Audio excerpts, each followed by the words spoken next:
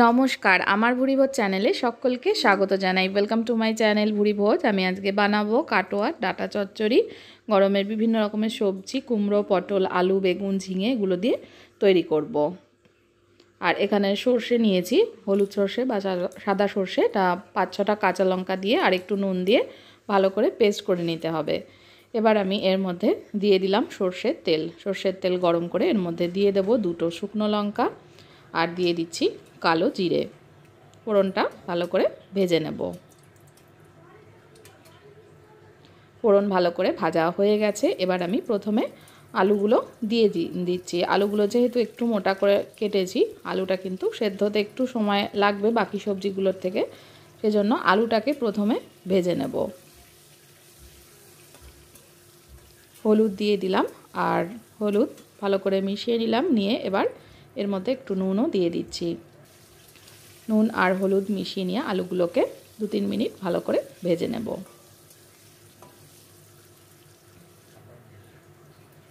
এবার আমি দিয়ে দিচ্ছি এর মধ্যে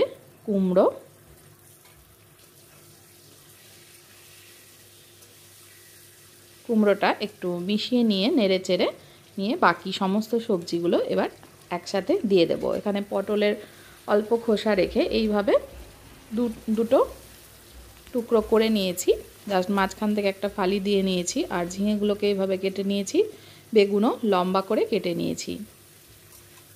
আর ডাটা কাটার সময় ডাটার আঁশগুলো একটু ছাড়িয়ে নিতে হবে। এবার সমস্ত সবজিকে ভালোভাবে ভেজে নেব।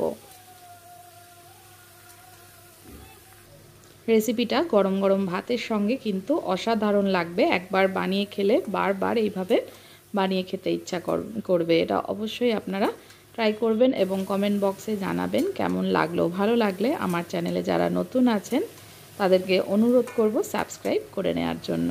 সবজিগুলো ভাজা হয়ে গেছে। ভালোভাবে ভাজা হয়ে যাওয়ার পরে এর মধ্যে অল্প করে একটু জল দিলাম সমস্ত সবজিগুলোকে এবং ডাটা ভালো করে সেদ্ধ করার জন্য একটু কিন্তু জল দিতে হবে।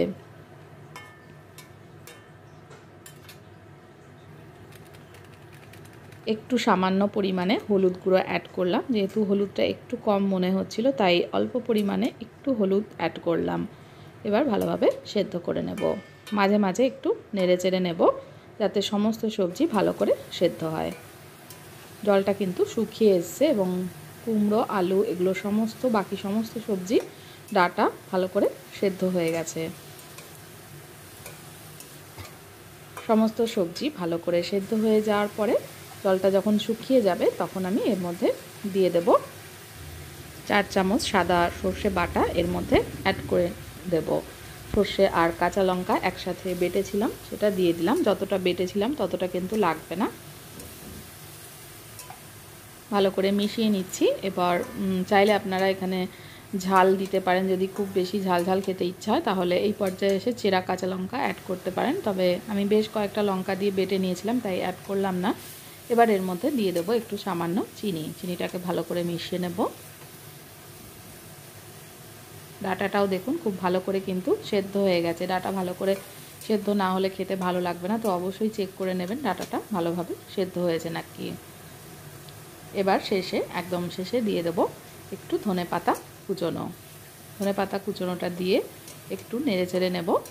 তারপরে এটাকে সার্ভ করে দেব গরম গরম ভাতের সঙ্গে। এই রেসিপিটা যদি আমিষভাবে খেতে চান তাহলে লাস্টে চিংড়ি মাছ ভাজা অ্যাড করতে পারেন, খেতে ভালো লাগবে।